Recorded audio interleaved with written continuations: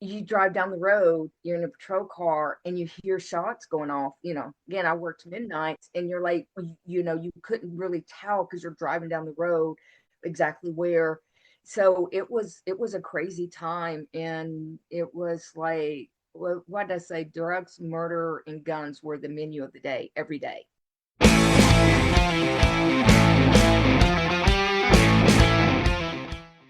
Welcome to the Cops and Riders Podcast. Your host, Sergeant Patrick O'Donnell, worked the streets in one of the nation's largest police departments for over 25 years.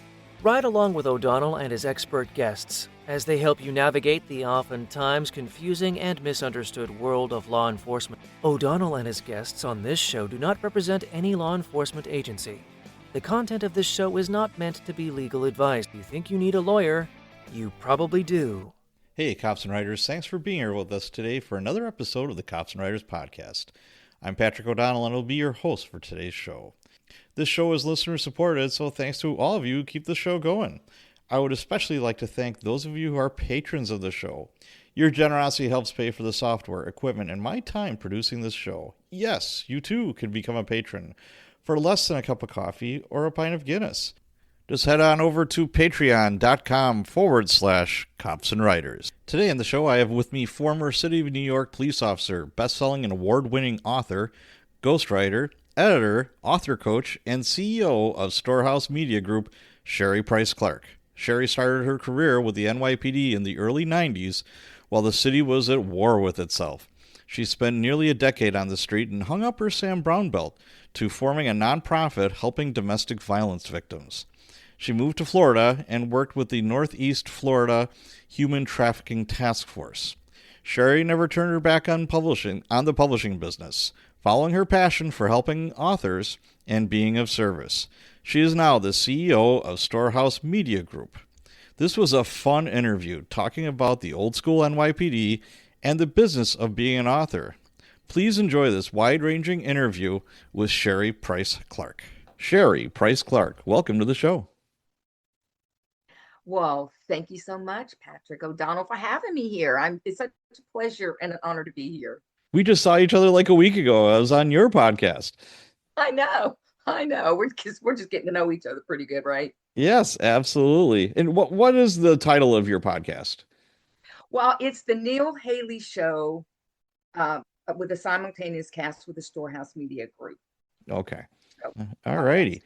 So, yeah, that was a lot of fun. So we might as well switch spots behind the mic here, in front of the mic, whatever. We were talking before I hit record. I love interviewing people that have their own podcast because they get the tech, they know the flow. So this is going to be fun. I really enjoy this kind of stuff. So, you know what? Let's start to get to know Sherrie Clark. Where did you grow up?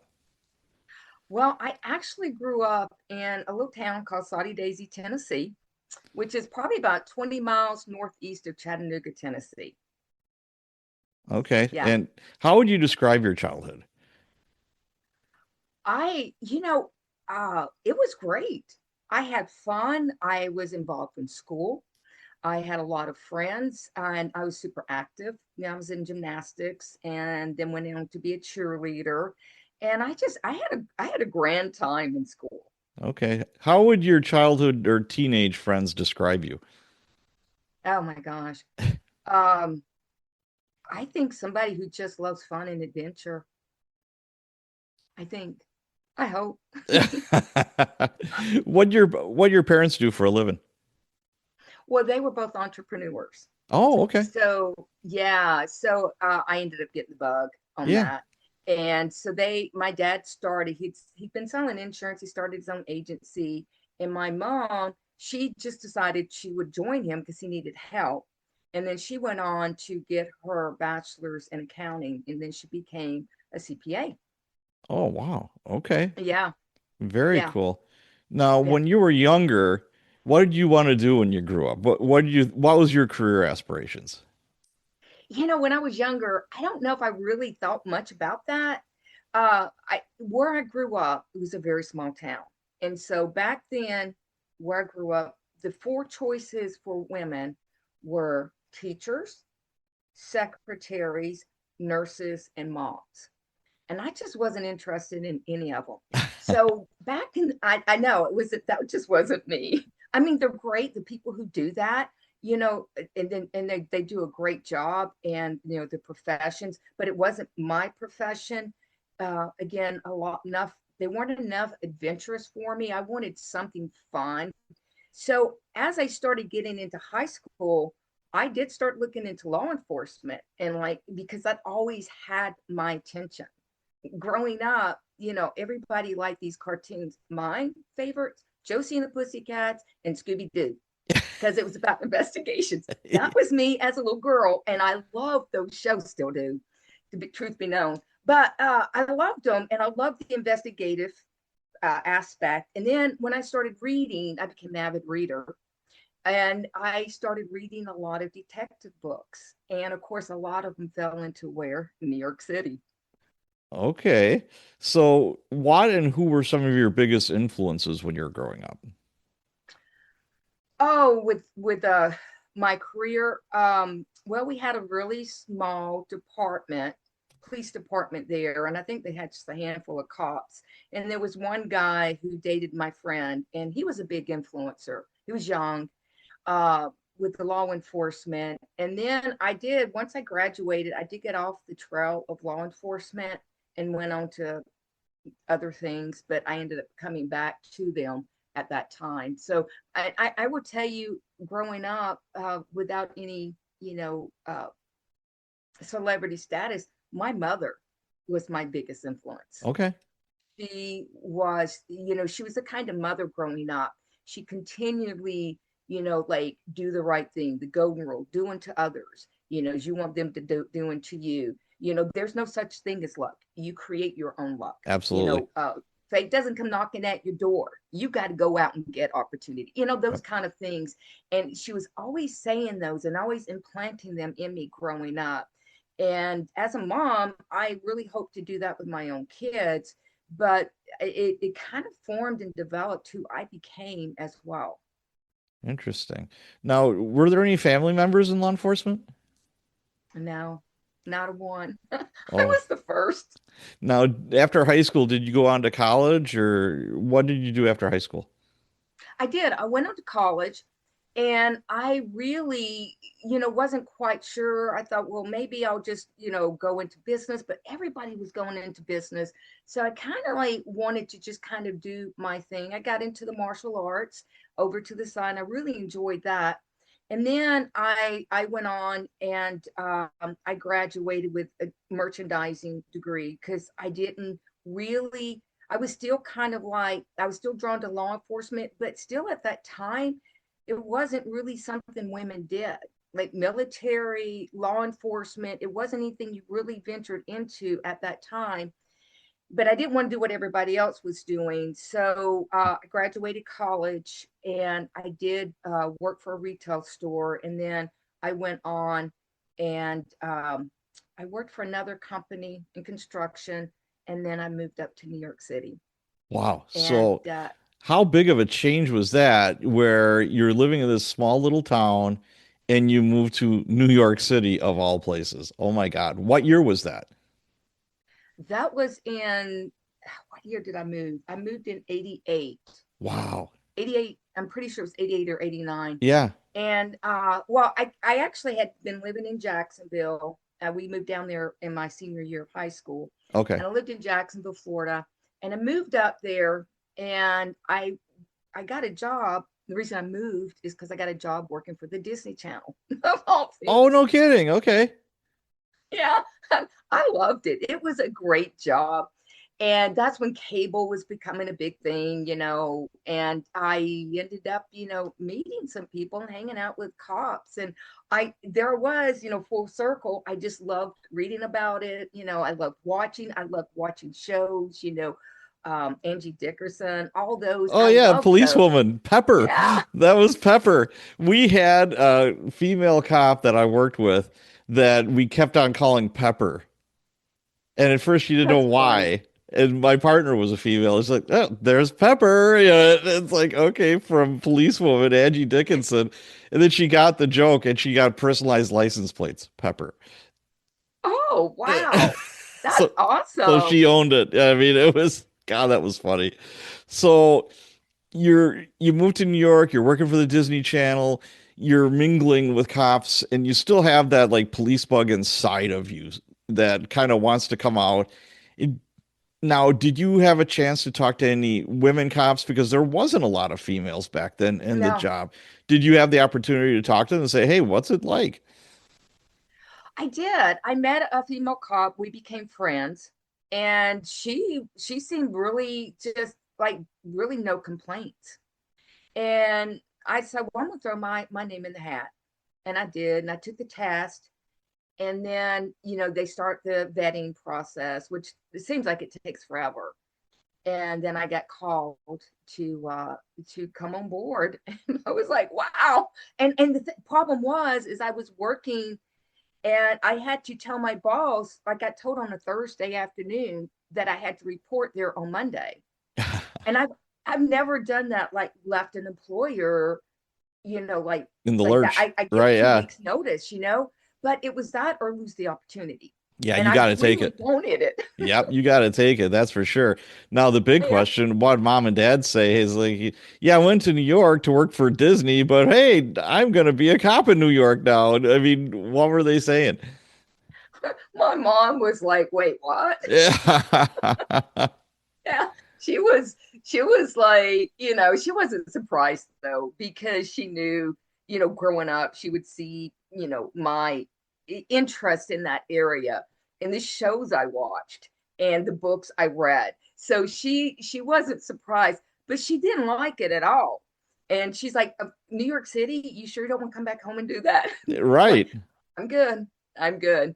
I mean, that's, to me, the NYPD was the epitome because, that's all I read about. Sure. That's all the books were about. And, shows, your movies, I mean, everything was New York City.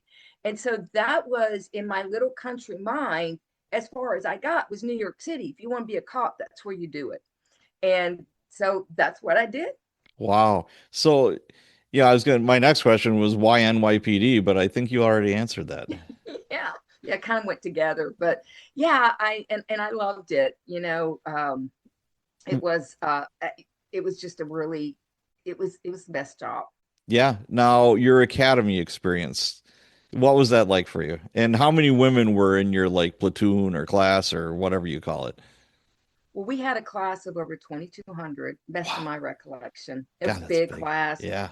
and there were actually a lot of females, Okay. a lot, and we had our classes, and then we went through all the different trainings, the academic and the driving and the range and the physical and the everything you could want. And it was I just embraced everything. Like, oh, great, we're doing this. Oh, we're driving, through slick, roads, and yay, So it was a really good time.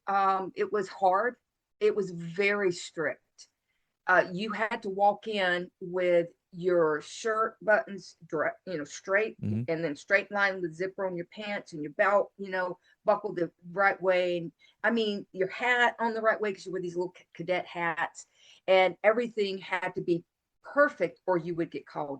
You would get called down, and it was super strict. And then you had to do the muster, and sometimes it'd be in the middle of summer, and you're on the rooftop in the middle of the afternoon, standing there, long sleeve shirts and doing mustard. But it was all in all, it was really worth it. And gosh, I'd do it again. Yeah, I think it's the time of my life. Those were stress academies, they called it, where, Milwaukee was, even on the job application, it says this is a paramilitary organization. Mm-hmm. Your boots will be shined. You will have creases in your pants. You can't have, whatever. And now they've switched to adult learning environments where it's a lot more lax, where they're wearing polo shirts and, like khakis or whatever. And I'm like, what's that? It's disappointing to me because I think, you have to inject that stress into people because nobody knows how you're going to react under that kind of pressure. And it's in the back of your head. It's like, this isn't real pressure. I mean, the real pressure is when you're out there. doing the job. But if you can't handle the academy pressure, there's no way in hell you're going to be able to handle the pressure out on the street. Mm-mm. And it's also instilling discipline, Yes. making you aware, even if it's about your own appearance. And, it was tough. It was hard. There were things you hated about it. But all in all, you walked out of it, you were changed, you were different. Yeah. And you were, again, more disciplined, more aware, and also, heads up, this is what could happen. This is what you may get into. This is, people, people you're in class with, they may not make it. All those things that you walk out of that academy saying, wow, there are certain things that I did not know, but now I do. It was kind of put in your face. So it was great. Some of the professors were fun and funny. Some were very strict.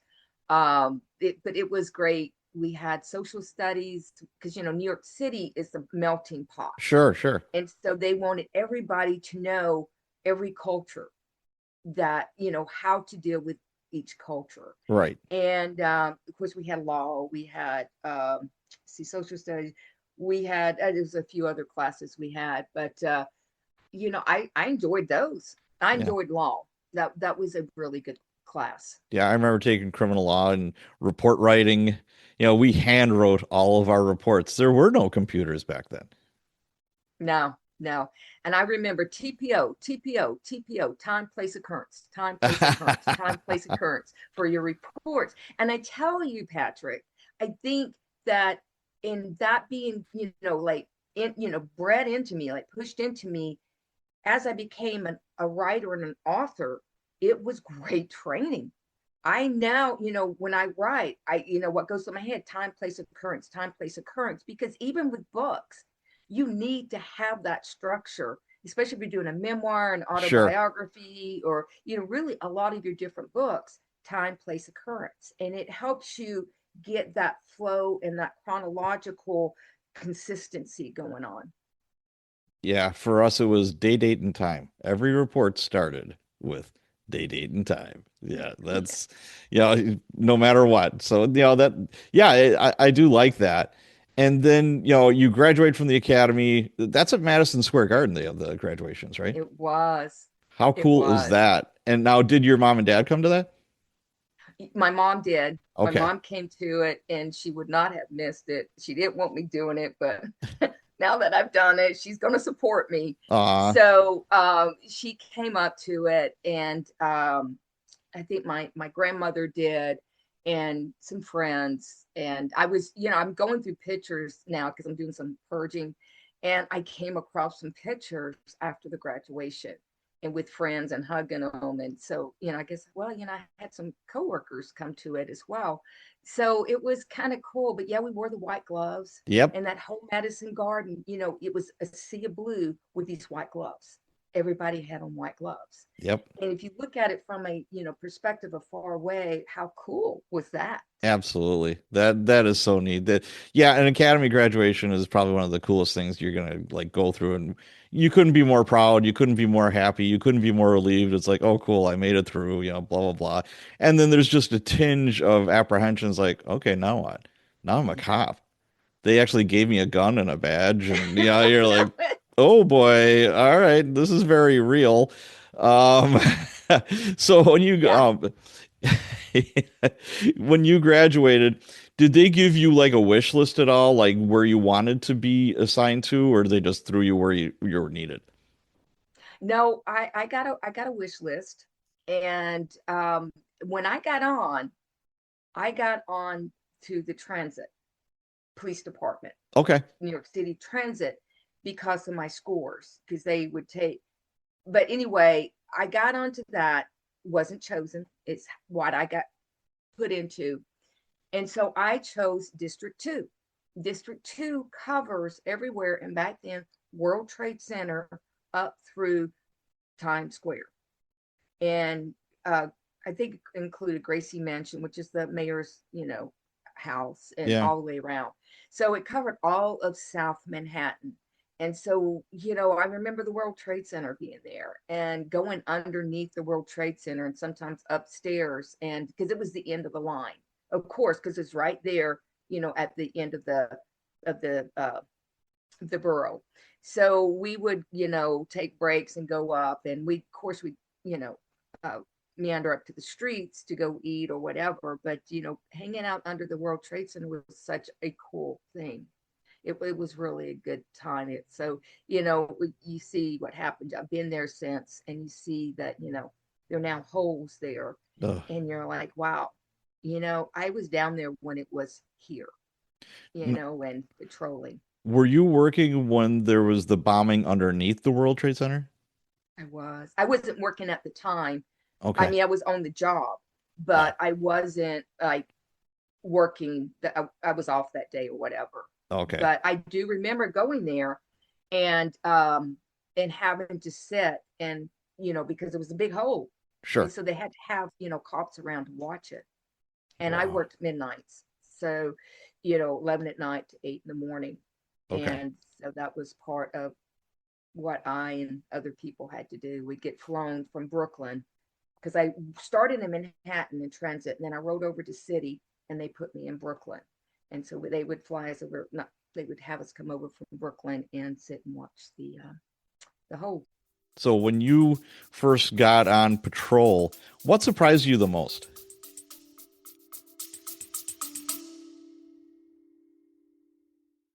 What's the craziest thing you saw when you were a cop?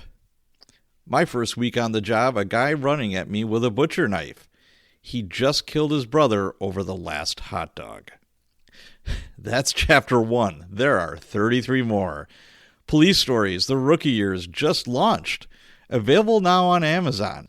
Search Police Stories Patrick O'Donnell or click the link in the show notes. Back to the show.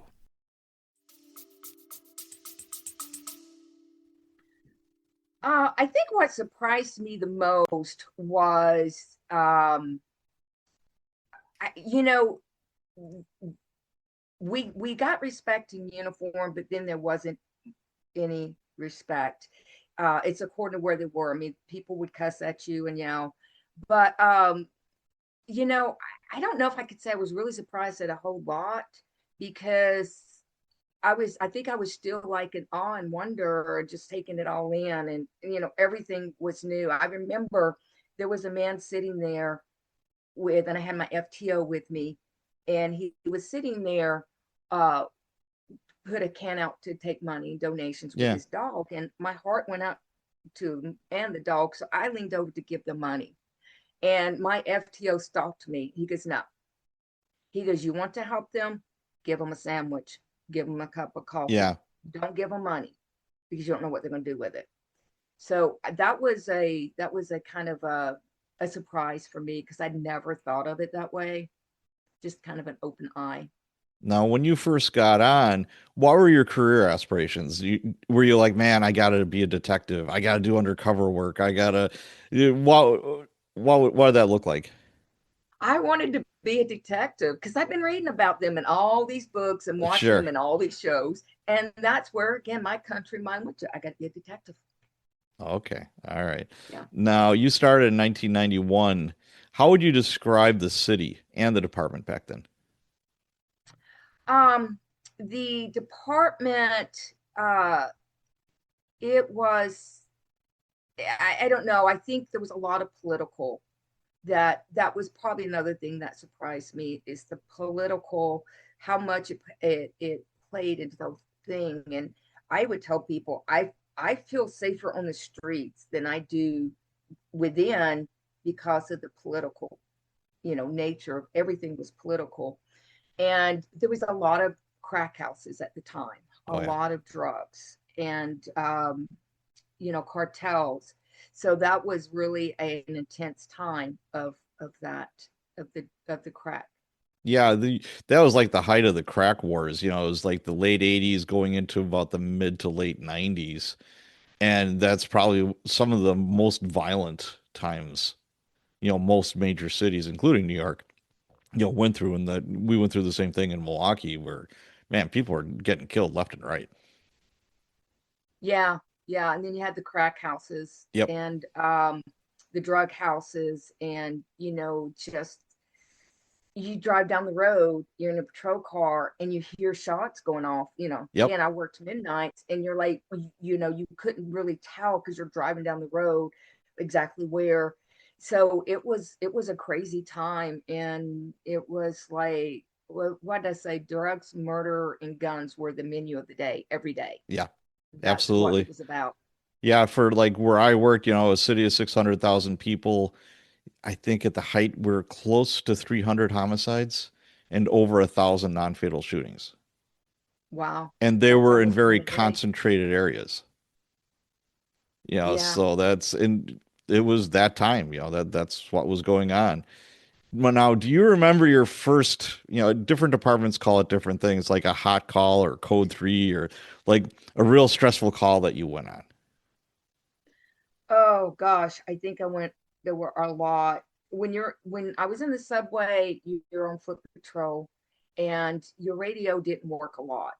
Right. So there were a lot of things I probably missed, or a lot of things that missed me, um, and the hours I worked. But I think it became more. What we did, we had a cop, and I was somehow I was with a sergeant and some other cops, and we took off up the street, and we got into a car, and we took off down that 1013. I just felt like, wow, what are we getting into? But at the same, your adrenaline goes, just it's just going, and you're just like trying to focus on everything, and you don't want to miss anything, and you just sitting there like, you goes through your mind like, what are we going into right now? Yeah. And Do you remember yeah, we what the haven't done call that. was? I don't remember what it Okay. was. I don't, but I do remember. I think my first day on patrol, it might have been my first or second, and we go down into the subway, and again, I'm with my FTO at that time, and there had just been a stabbing Mm. on a subway, and there was blood everywhere, everywhere, and I'm like, oh my gosh, I'm new here, everybody. I'm a rookie. But it was like, wow. So they had the whole subway stopped, and we go down there, and you're trying to remember your training. Like, what do you Right. do? You have to talk to people. Don't let people leave. You have to talk to them. And so we did, and that was really quite a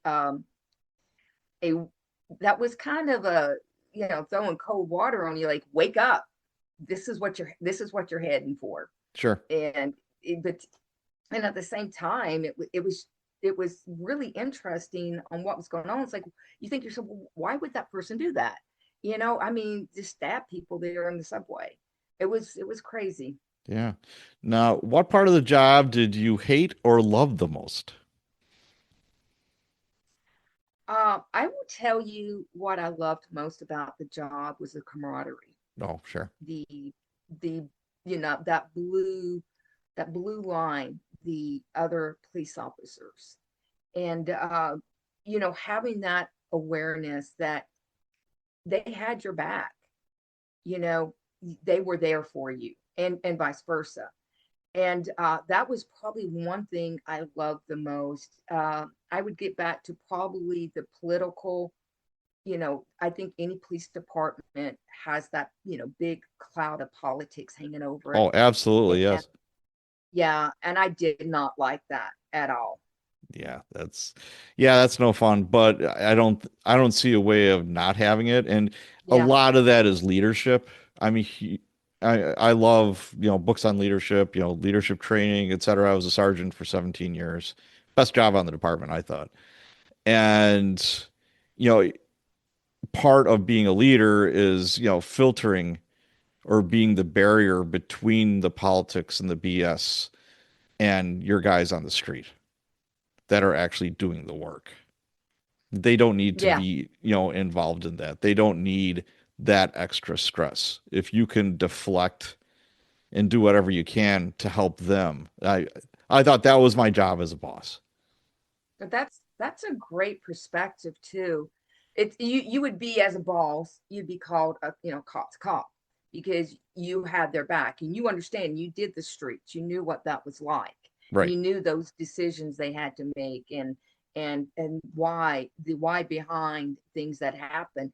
So I think being a boss and having gone through it and experienced the streets, and then you do it yourself, and then you have that understanding, with the cops and those, it was like when a cop likes the boss, when your cops do, they make you look really good. They will do everything to make you look good.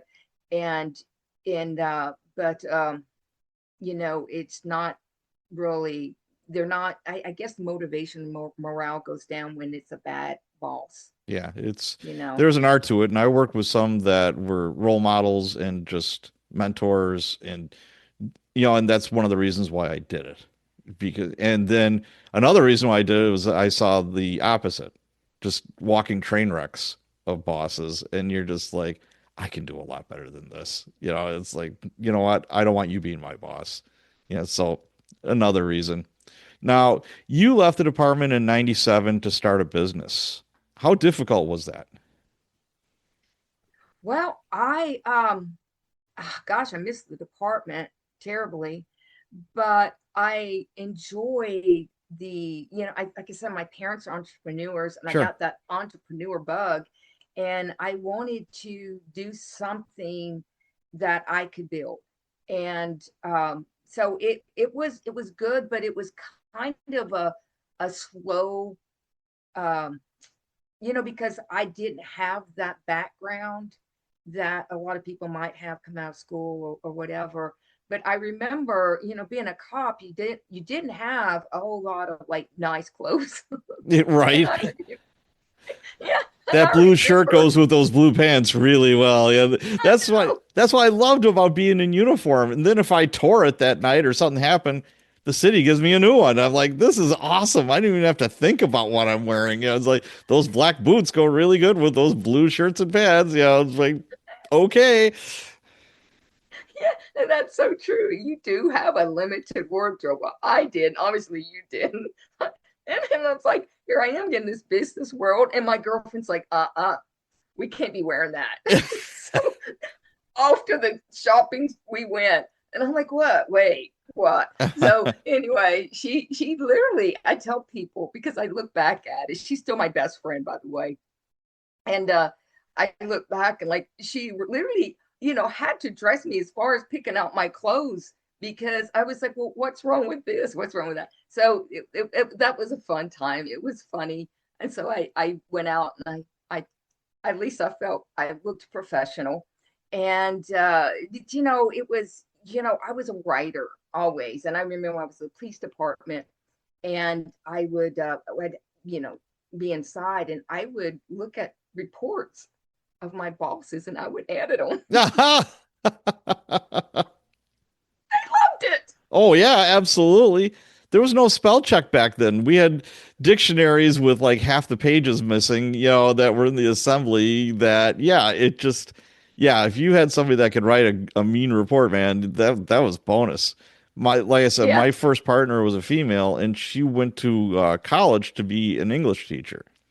So, she's like, you do the fighting, I'll do the writing. I'm like, oh, hell yes. Her handwriting was like calligraphy, and mine was just chicken scratch. It was terrible. And she's like, stop it. I will do it. She's like, I can't stand looking at your reports anymore. Your reports suck. And she's like, look at your handwriting. And I'm like, oh, yeah, you're right. You're right. My handwriting is not great.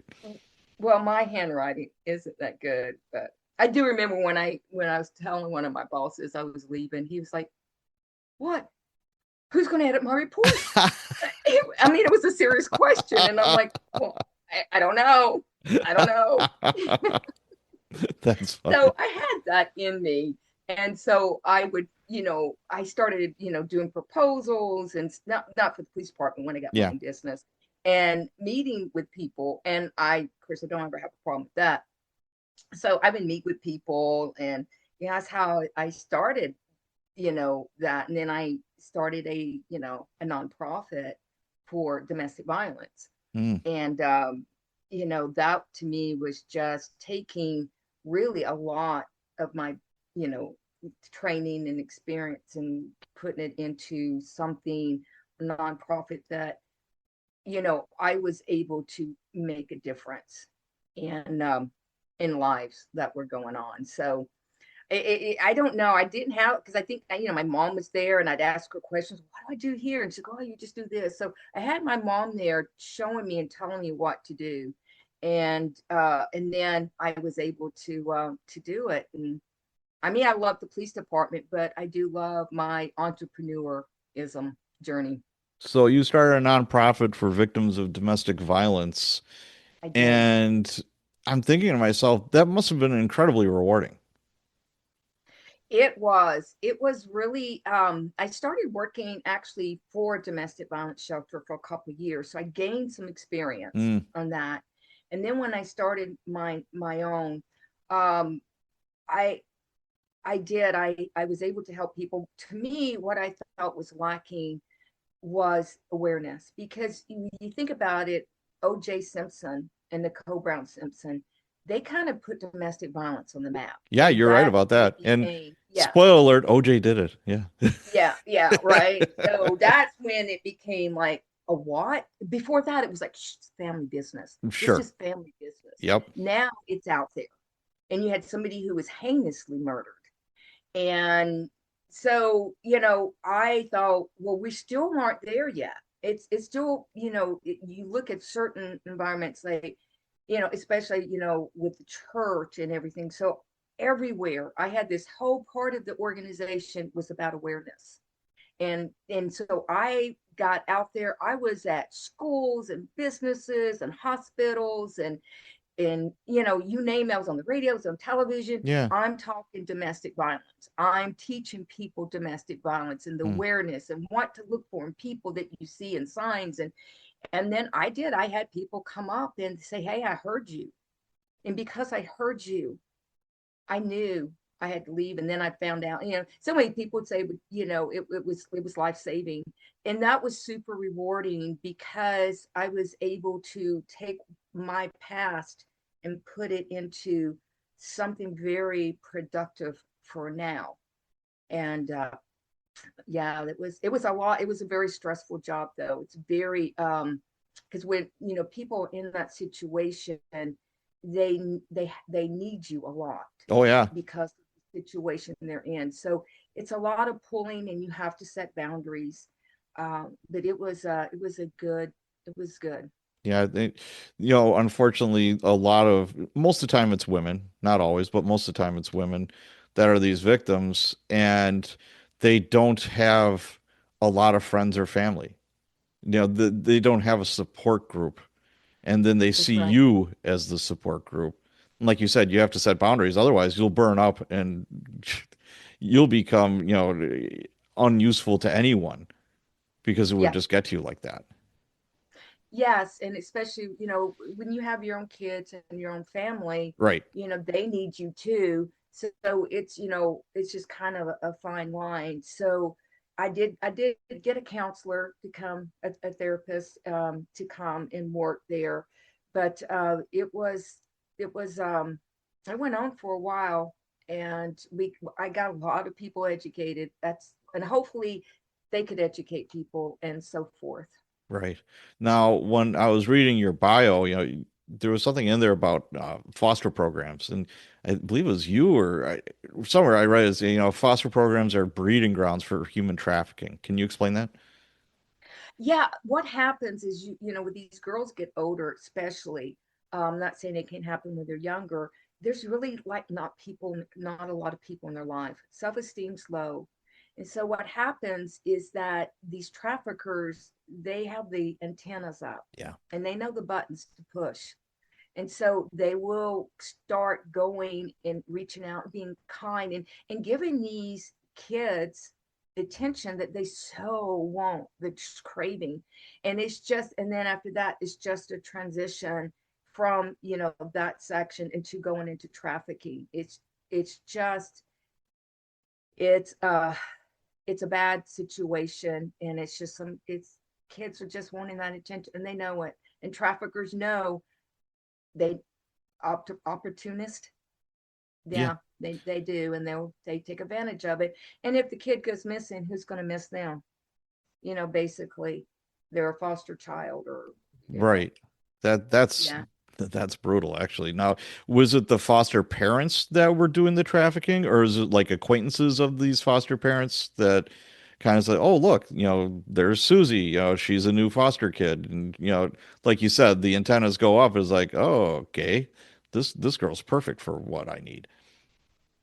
I can't, vouch for sure about that, but I do know, when they meet people and they get out there, um, somehow in their social interaction or whatever they're doing, they can be, picked Mm, up, or maybe some of them are runaways yeah, and they get picked up that way as well. a lot of them are. Uh, Yes. yeah, so I think that's the biggest opening of opportunity for them, for Yeah, the and like you traffickers. said, usually foster programs are overwhelmed with need and not enough people to, fill that need, foster parents. And like you said, if one of those kids goes missing, who's going to report them? Usually, and God bless anybody wants to be a foster parent and is trying to help. But during my travels of being a cop, I met a lot of very unscrupulous foster parents Yeah, whose that's the heart were truth. not in the right place at all. They were in it for money, and they could Yeah. give two hoots about those kids. And the more kids they had, the more money. Correct. Yeah, that is so true. I got into it when I became a foster parent. I met this one woman at the same time, and we ended up becoming like almost best friends. But we were both there because we, you know, we wanted to help, and we didn't even know they paid you. Like we're sitting there like something about paying, like what we get paid. Like that's how naive we were. Yeah. But we went into it. And so when we were there, because you do get into events with other foster parents. And there was one lady and she had a lot of foster parents, but my gosh, she was such a good foster mom. You could tell she really cared and poured time into those kids. But then you meet other ones, and it's like, dear God, somebody take kids away from her. Yeah. Like the way they talk to them, and I mean, their self-esteem. When you think about a foster child, they have a home, and then one day they don't. They don't have a home. They don't have a bedroom. They don't have their parents. Sometimes they don't have their siblings with them. All they have is a big black garbage bag of some of their stuff. Right. And that's all they have. And they're put into a strange home, good or bad. We don't know at the time when they're put there. They don't know, are they going into a good home or a bad home? And so the what goes through, which you can imagine what goes through that poor child's head as they're like, wow. uh I don't know how they handle that and they come out okay. But there are some that they run away, and then there's a problem, and that's the big opportunity for traffickers. Yeah. Okay. That makes total sense. Now, the Northeast Florida Human Trafficking Task Force.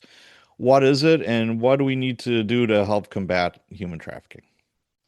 It was an organization that started, um and I think I got involved like in the bottom floor Okay. in 2009. And I think maybe it was eight anyway.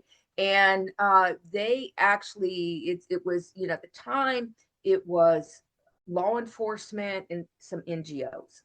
And then we worked together for a couple years, and that their whole thing is combating human trafficking Yeah. in Northeast Florida. And then after a while, they decided, no, we're going to just have law enforcement and no NGOs. So that's about the time I left, which was fine because I Yeah. moved on, but I still loved it, still kept in contact with some of the folks there. And they were just, that was their whole thing, was just law enforcement were they were passionate about this whole thing about human trafficking. And to me, even at that time, it wasn't as well known. People just didn't think it happened in their own backyard. And when I was working with them, I again tried to tell people that was my thing. Whether I'm speaking or writing a book, it's ringing the alarm and saying, hey, there's a problem here. And but I would go speak, and like nobody wanted to hear about it. You could tell their eyes would get glassed over. Hmm. And I'm like, this is a problem. and this is what you need to look for. So I think since then, I would hope to think since then, over the last 15, 20 years, that people have become more aware of it, and from a lot of different angles.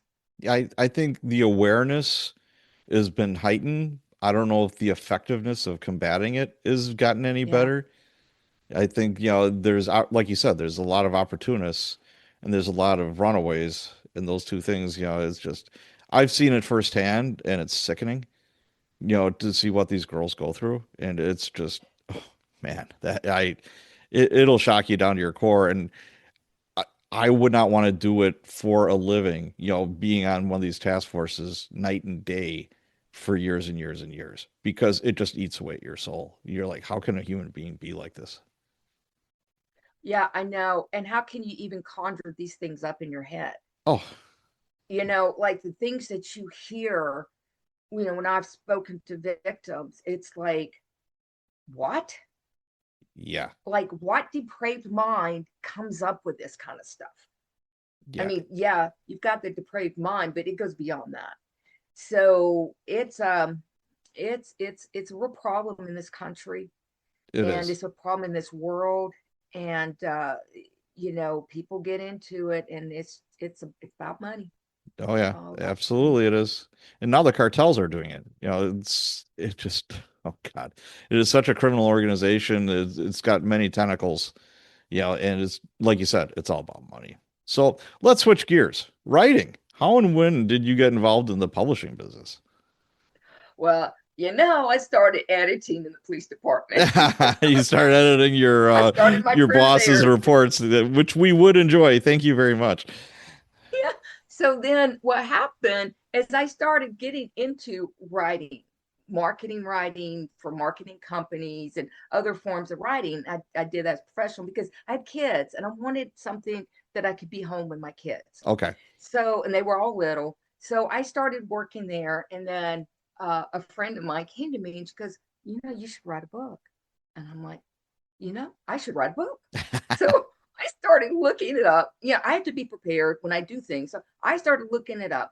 I studied, I read, I mean every form, whether it's writing a book, editing a book, publishing a book, marketing a book, I was there. I was reading it, I was on top of it. And I was actually writing my own book about my experience in the foster care system, and exposing a lot of things. As I was writing it, and I had finished, and one of my clients, marketing clients, came to me because, hey, I've got a client who wrote a book and she needs an editor, and he said, "Can you do that?" I'm like, "Yeah." I'm thinking to myself, "Can I do that?" I'm like, "Yes, I can do that." So I got the book, and by gosh, I made sure I would work on it. I'd study, and so by the time I got through with my first edited book, I was going to do a really good job. But she loved it, and then word started getting around. Okay. So now I'm a freelance editor. Then I had people come to me and say, "Hey, I got a book. I just don't know how to publish it." Well, I'll figure it out. So sure enough, I went out because I just published my book. I didn't publish it. Somebody else did, but I learned a lot through that process, and I learned how to publish books. So now I'm editing and I'm publishing. So what And year my is this mom, about? What years are um, we looking at? I started writing or learning how to write in 2004, Okay. 2004. And then I started working on books, I think 2005, or something like that. Now, 2006. was Kindle Direct Publishing a thing yet, where you could self-publish on Amazon? No, Not it yet. was Okay. not a thing yet. That was kind of still people trying to find their way, Amazon trying to find its way in that whole world. Right. They started by selling books out of garage, and here we are, Yeah. a couple of decades later. So Exactly. not a bad idea. But so and I'm editing, I'm publishing, and it's like, well, I want to write a book, I just don't know how. And like I said, I just published my first book, and I'm like, oh, I do. I'll write it for you. So anytime somebody came to me and asked me if I could do something, I never told them no. And if I didn't know at that time, by golly, by the time they got it back and the time I worked on it, I would know everything. So then it got to marketing, and then I came up with a bestseller program just by studying and watching what people did. And so, I'm now I'm editing, I'm publishing, I'm writing books, and I'm, marketing, and I'm taking books to bestseller and to award-winning statuses, and all is good. And then I had done some podcasts, and somehow here I am back into podcasting. But it was a journey of everything being added. And my mom would always say, as the entrepreneur she was, find a need and fill it, find a void and fill it. And when people come ask you, I don't have this, I need this, to me, that was a need, that's a void, and I was going to go fill it. And so I did. And I wanted to make sure every book I worked on was done with excellence and quality. I would stay up all night if I had to make sure it was right. Cool. Now, do you prefer writing your own books or helping others write their books? Well, I I try to write my own books, and there's a saying that says the cobbler has no cobbler's shoe children have no shoes, or something like that. That's me. I spend a lot of time writing books for other people, that it's hard to find the time to write for myself. Sure. I love writing my books because, I have some things I do want to share, but I love writing other people's books because I get to know them. It's like when you write someone's book, you get to know them, you know, a lot of their vulnerabilities. I'm like putting that in the book, but it helps me in crafting that book to make it uniquely Mm, theirs.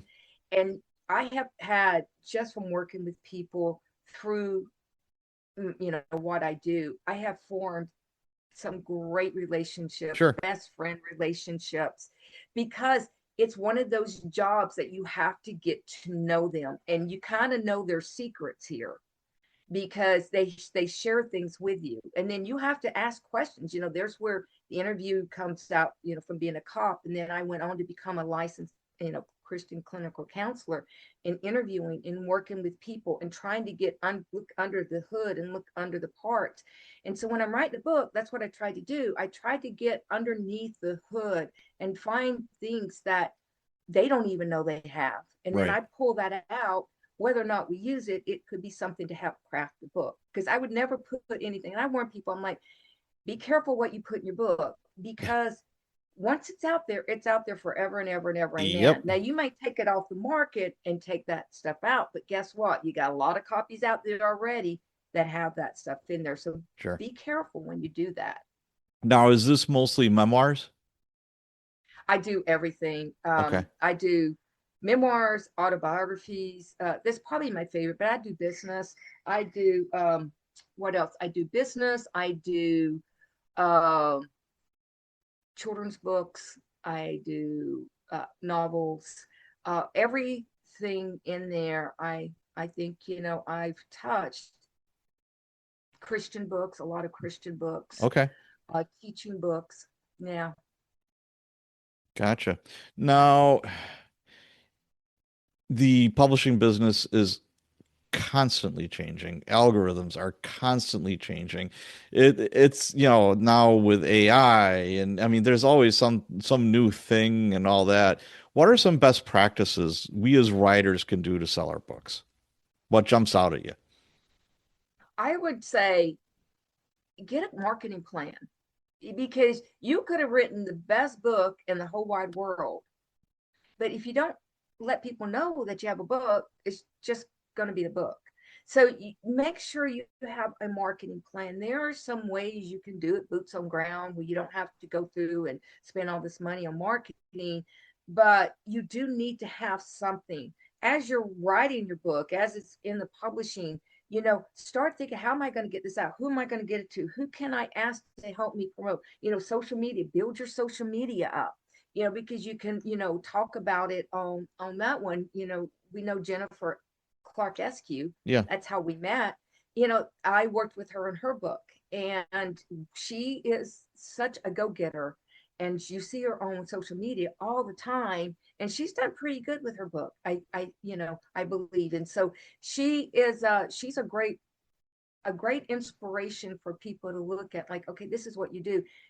her book and getting her book out there, and that message and that story was a priority. And when I talk to authors, like, you're writing a book, you're putting time in it, you're putting money in it.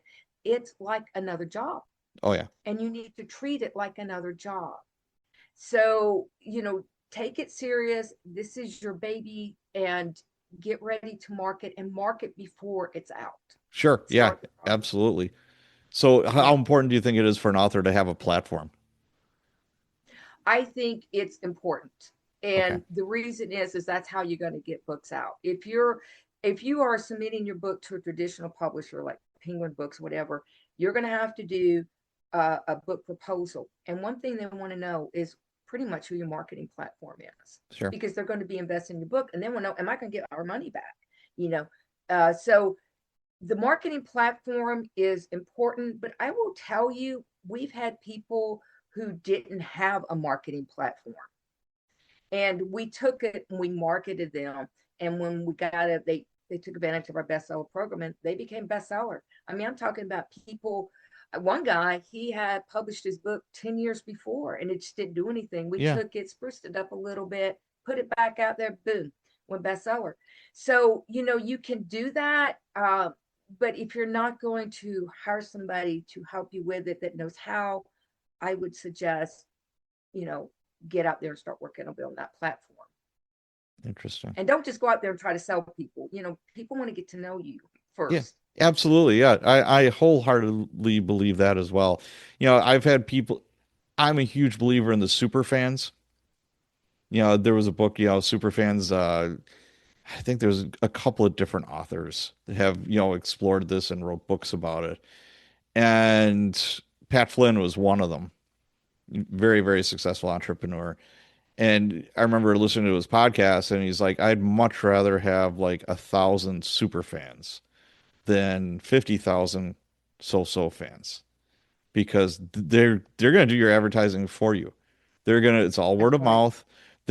They are whenever you come up with a new book, they'll just buy it because it's you. That's power. If you have that kind of power, it's amazing. And they will leave reviews. They'll leave glowing reviews.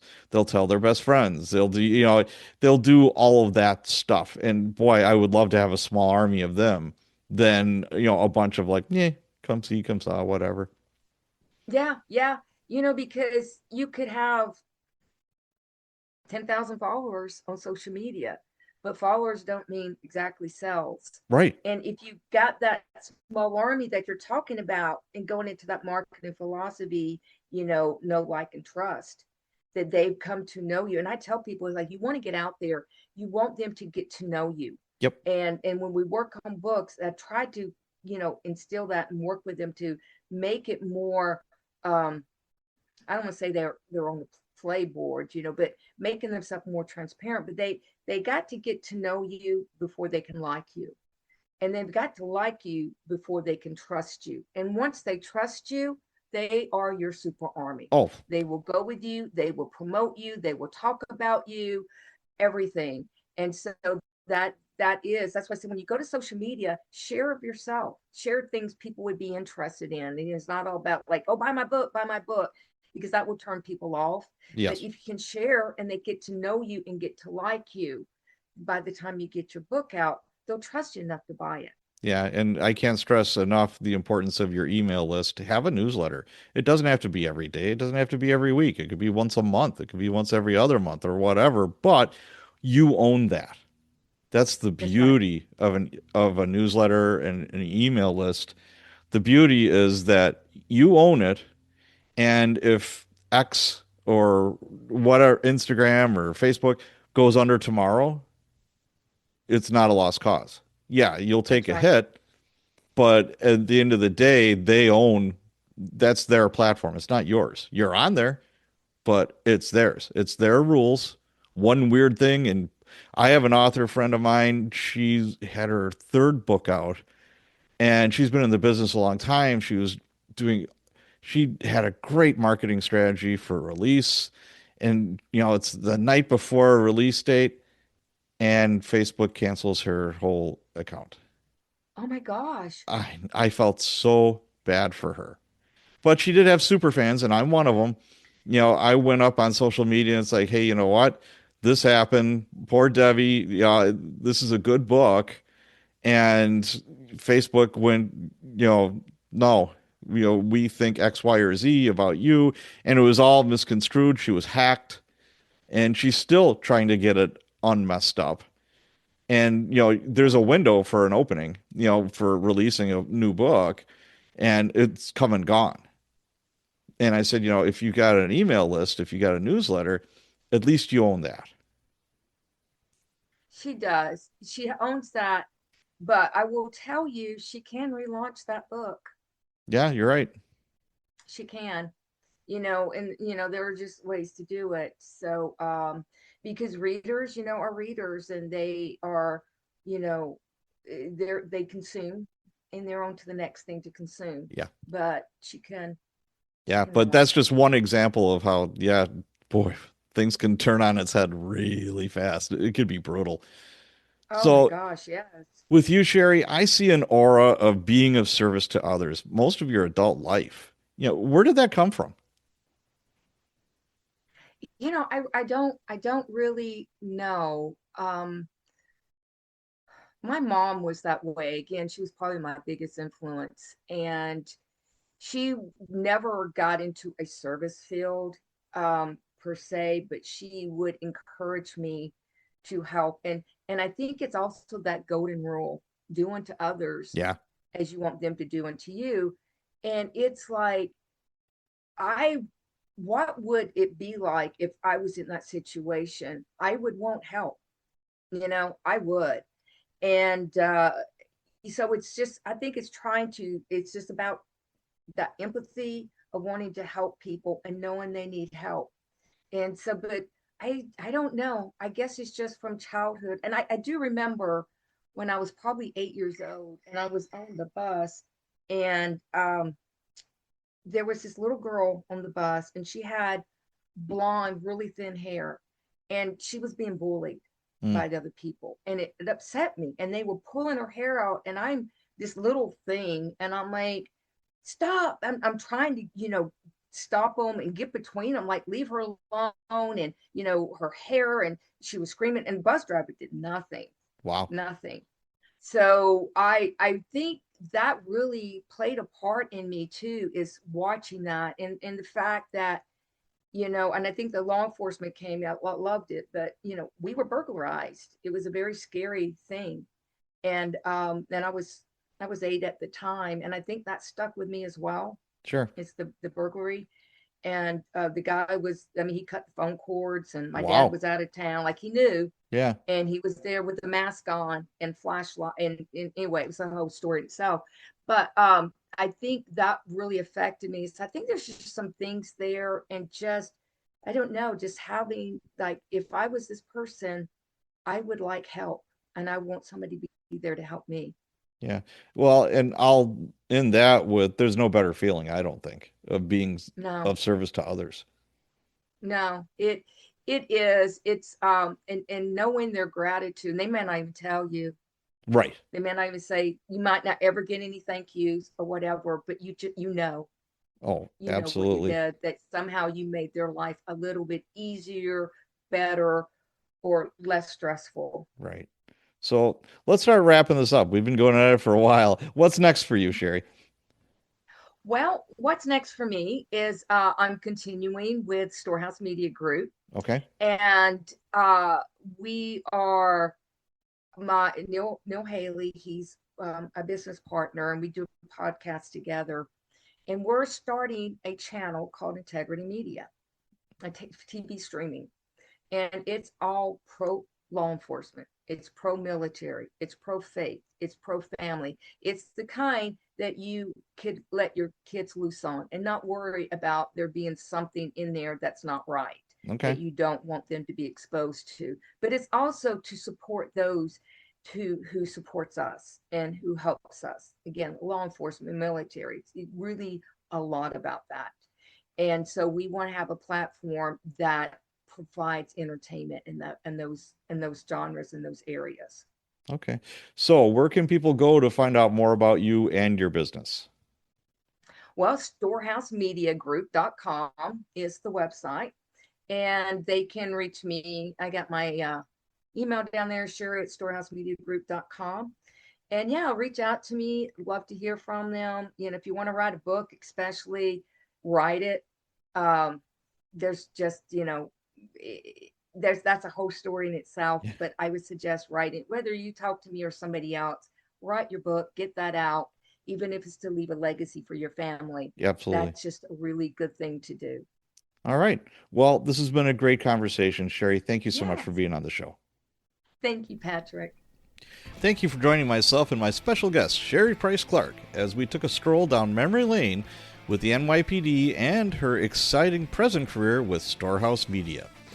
Well, that wraps up another episode of the Cops and Writers podcast. If you haven't done so yet, can you take a minute and rate and review the show on Stitcher or Apple Podcasts? If you have already, thank you. As always, thank you for all of your support, and, of course, let's be careful out there.